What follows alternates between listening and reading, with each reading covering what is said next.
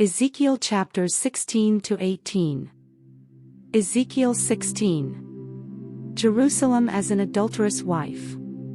The word of the Lord came to me, Son of man, confront Jerusalem with her detestable practices and say, This is what the sovereign Lord says to Jerusalem. Your ancestry and birth were in the land of the Canaanites.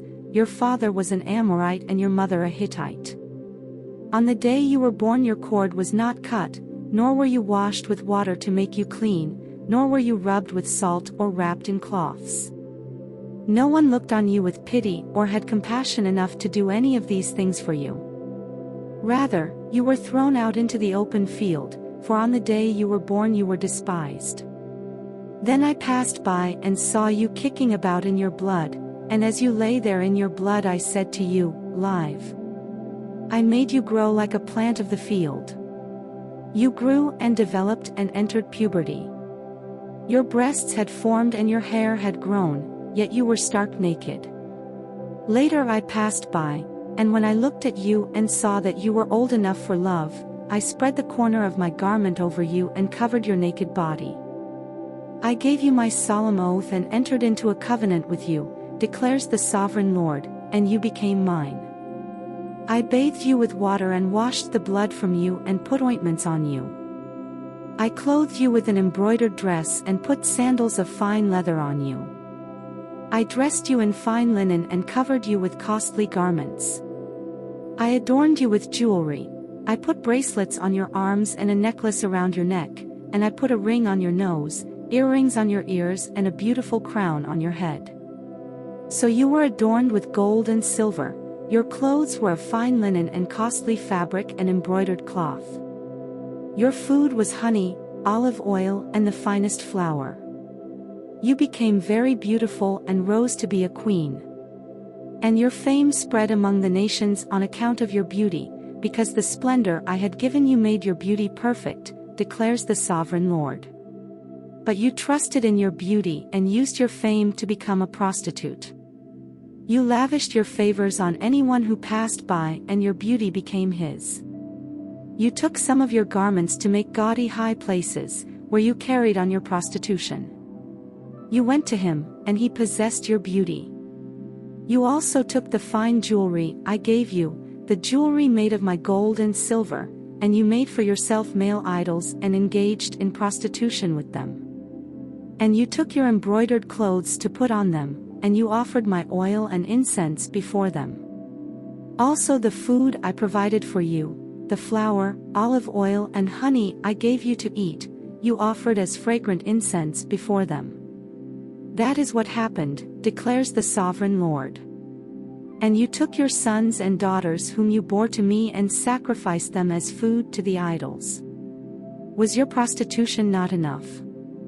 You slaughtered my children and sacrificed them to the idols. In all your detestable practices and your prostitution you did not remember the days of your youth, when you were naked and bare, kicking about in your blood. Woe! Woe to you, declares the sovereign Lord. In addition to all your other wickedness, you built a mound for yourself and made a lofty shrine in every public square.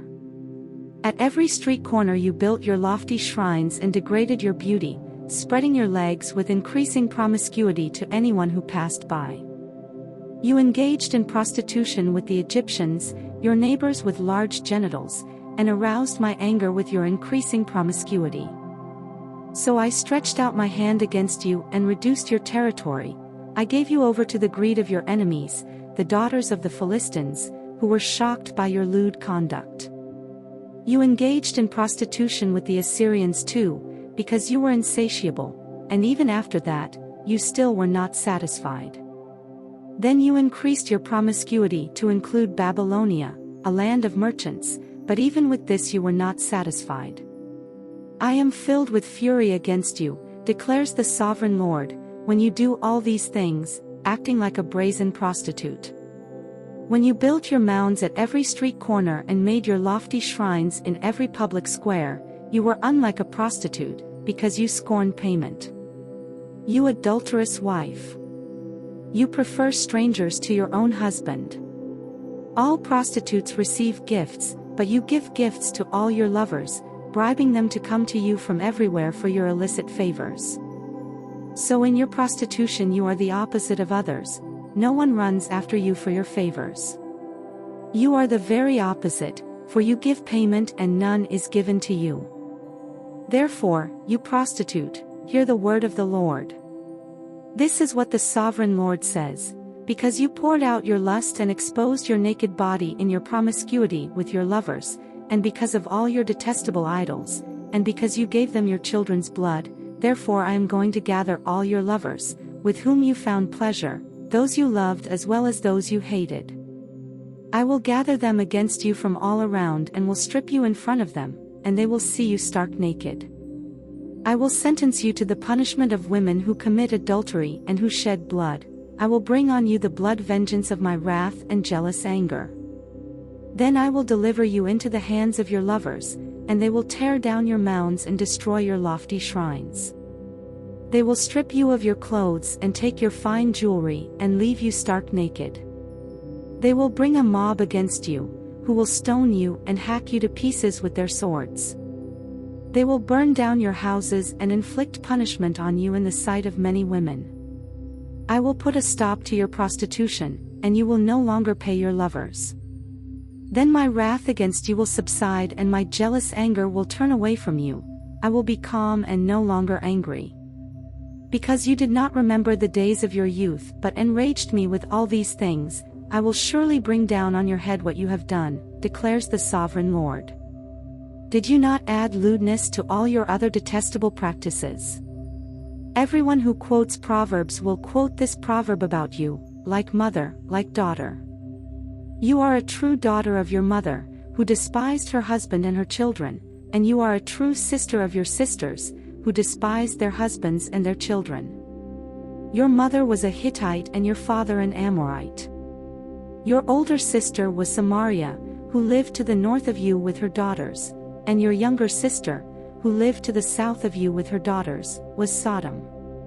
You not only followed their ways and copied their detestable practices, but in all your ways you soon became more depraved than they. As surely as I live, declares the sovereign Lord, your sister Sodom and her daughters never did what you and your daughters have done. Now this was the sin of your sister Sodom. She and her daughters were arrogant, overfed and unconcerned. They did not help the poor and needy. They were haughty and did detestable things before me. Therefore I did away with them as you have seen. Samaria did not commit half the sins you did. You have done more detestable things than they, and have made your sisters seem righteous by all these things you have done. Bear your disgrace, for you have furnished some justification for your sisters. Because your sins were more vile than theirs, they appear more righteous than you. So then, be ashamed and bear your disgrace, for you have made your sisters appear righteous. However, I will restore the fortunes of Sodom and her daughters and of Samaria and her daughters, and your fortunes along with them, so that you may bear your disgrace and be ashamed of all you have done in giving them comfort. And your sisters, Sodom with her daughters and Samaria with her daughters, will return to what they were before, and you and your daughters will return to what you were before. You would not even mention your sister Sodom in the day of your pride, before your wickedness was uncovered. Even so, you are now scorned by the daughters of Edom and all her neighbors and the daughters of the Philistines, all those around you who despise you. You will bear the consequences of your lewdness and your detestable practices, declares the Lord. This is what the sovereign Lord says: I will deal with you as you deserve, because you have despised my oath by breaking the covenant. Yet I will remember the covenant I made with you in the days of your youth, and I will establish an everlasting covenant with you. Then you will remember your ways and be ashamed when you receive your sisters, both those who are older than you and those who are younger. I will give them to you as daughters, but not on the basis of my covenant with you. So I will establish my covenant with you, and you will know that I am the Lord. Then, when I make atonement for you for all you have done, you will remember and be ashamed and never again open your mouth because of your humiliation, declares the sovereign Lord. Ezekiel 17. 2 eagles and a vine. The word of the Lord came to me, Son of man, set forth an allegory and tell it to the Israelites as a parable. Say to them, this is what the sovereign Lord says, a great eagle with powerful wings, long feathers, and full plumage of varied colors came to Lebanon. Taking hold of the top of a cedar, he broke off its topmost shoot and carried it away to a land of merchants, where he planted it in a city of traders. He took one of the seedlings of the land and put it in fertile soil. He planted it like a willow by abundant water, and it sprouted and became a low, spreading vine. Its branches turned toward him, but its roots remained under it. So it became a vine and produced branches and put out leafy boughs. But there was another great eagle with powerful wings and full plumage. The vine now sent out its roots toward him from the plot where it was planted and stretched out its branches to him for water. It had been planted in good soil by abundant water so that it would produce branches, bear fruit and become a splendid vine. Say to them, this is what the sovereign Lord says, will it thrive? Will it not be uprooted and stripped of its fruit so that it withers? All its new growth will wither. It will not take a strong arm or many people to pull it up by the roots. It has been planted, but will it thrive? Will it not wither completely when the east wind strikes it, wither away in the plot where it grew? Then the word of the Lord came to me, say to this rebellious people, do you not know what these things mean? Say to them, the king of Babylon went to Jerusalem and carried off her king and her nobles, bringing them back with him to Babylon. Then he took a member of the royal family and made a treaty with him, putting him under oath. He also carried away the leading men of the land, so that the kingdom would be brought low, unable to rise again, surviving only by keeping his treaty. But the king rebelled against him by sending his envoys to Egypt to get horses and a large army. Will he succeed? Will he who does such things escape? Will he break the treaty and yet escape?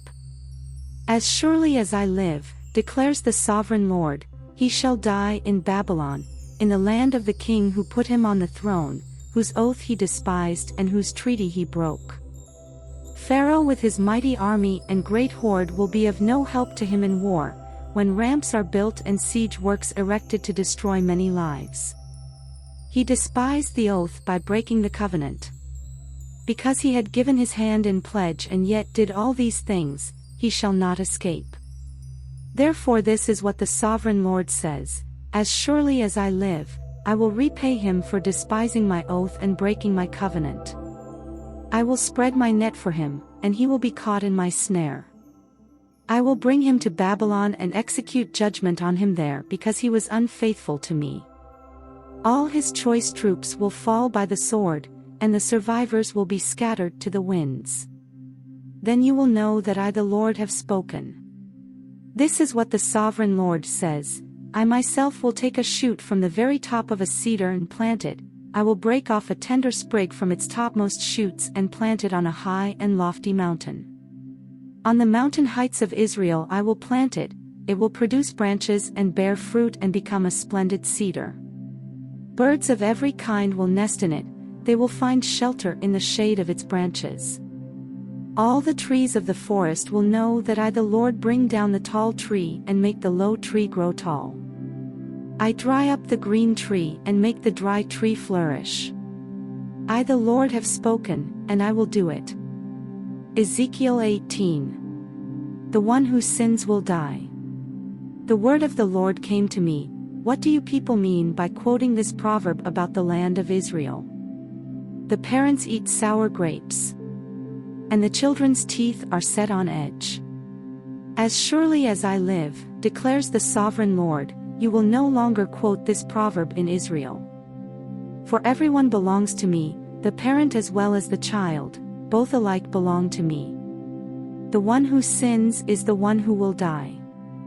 Suppose there is a righteous man who does what is just and right. He does not eat at the mountain shrines, or look to the idols of Israel. He does not defile his neighbor's wife, or have sexual relations with a woman during her period.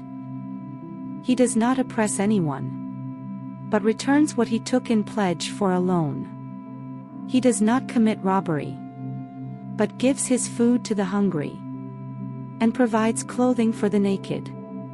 He does not lend to them at interest, or take a profit from them. He withholds his hand from doing wrong, and judges fairly between two parties. He follows my decrees, and faithfully keeps my laws. That man is righteous. He will surely live, declares the sovereign Lord. Suppose he has a violent son, who sheds blood or does any of these other things, though the father has done none of them. He eats at the mountain shrines. He defiles his neighbor's wife. He oppresses the poor and needy. He commits robbery. He does not return what he took in pledge. He looks to the idols. He does detestable things. He lends at interest and takes a profit. Will such a man live? He will not. Because he has done all these detestable things, he is to be put to death, his blood will be on his own head. But suppose this son has a son who sees all the sins his father commits, and though he sees them, he does not do such things. He does not eat at the mountain shrines, or look to the idols of Israel. He does not defile his neighbor's wife. He does not oppress anyone, or require a pledge for a loan. He does not commit robbery, but gives his food to the hungry, and provides clothing for the naked. He withholds his hand from mistreating the poor, and takes no interest or profit from them. He keeps my laws and follows my decrees. He will not die for his father's sin, he will surely live. But his father will die for his own sin, because he practiced extortion, robbed his brother and did what was wrong among his people. Yet you ask, why does the son not share the guilt of his father? Since the son has done what is just and right and has been careful to keep all my decrees, he will surely live. The one who sins is the one who will die. The child will not share the guilt of the parent, nor will the parent share the guilt of the child. The righteousness of the righteous will be credited to them, and the wickedness of the wicked will be charged against them. But if a wicked person turns away from all the sins they have committed and keeps all my decrees and does what is just and right, that person will surely live, they will not die. None of the offenses they have committed will be remembered against them. Because of the righteous things they have done, they will live. Do I take any pleasure in the death of the wicked? Declares the sovereign Lord. Rather, am I not pleased when they turn from their ways and live? But if a righteous person turns from their righteousness and commits sin and does the same detestable things the wicked person does, will they live? None of the righteous things that person has done will be remembered. Because of the unfaithfulness they are guilty of and because of the sins they have committed, they will die. Yet you say, the way of the Lord is not just. Hear, you Israelites, is my way unjust? Is it not your ways that are unjust? If a righteous person turns from their righteousness and commits sin, they will die for it, because of the sin they have committed they will die. But if a wicked person turns away from the wickedness they have committed and does what is just and right, they will save their life. Because they consider all the offenses they have committed and turn away from them, that person will surely live, they will not die. Yet the Israelites say, the way of the Lord is not just. Are my ways unjust, people of Israel? Is it not your ways that are unjust? Therefore, you Israelites, I will judge each of you according to your own ways, declares the sovereign Lord. Repent. Turn away from all your offenses, then sin will not be your downfall. Rid yourselves of all the offenses you have committed, and get a new heart and a new spirit. Why will you die, people of Israel? For I take no pleasure in the death of anyone, declares the sovereign Lord. Repent and live.